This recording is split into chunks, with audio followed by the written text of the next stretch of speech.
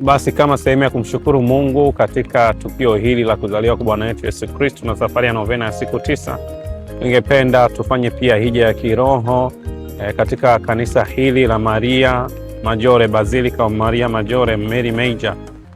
Kuna masalia ya visehemu vya pango vya mtoto Yesu, visehemu vidogo vipisi vya mbao ambavyo inasemekana vililetwa huku katika karne ya 6 na kukabidhiwa kwa Papa Theodoros ambaye alikuwa akitokea Yerusalemu.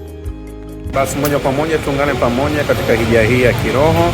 Tutahitaji kupita katika mlango mtakatifu katika kanisa hili Basilica la Mary Major ambalo limetolewa kwa ajili ya Bikira Maria, na tumombe Mungu basi ili katika Noeli hii tuwe watu wanaotumaini.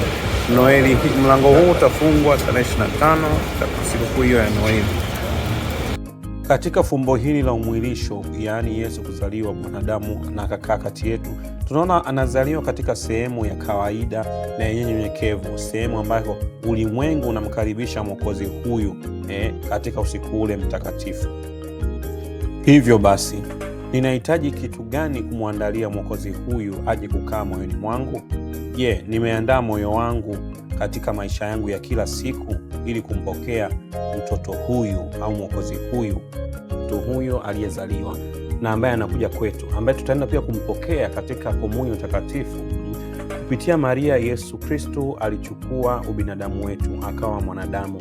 Yesu Kristo huyu akataka mwenyewe awe mkate mtakatifu, yani mwili wake mtakatifu ambao tunaopokea kupitia komunyo. Mwili wake huu pia ulipigwa msalabani, ukasulubiwa na baadaye ukafufuka, na tunampokea mwili huo kama mkate mtakatifu, mwili, sakramenti takatifu ambayo inatuunganisha sisi sote.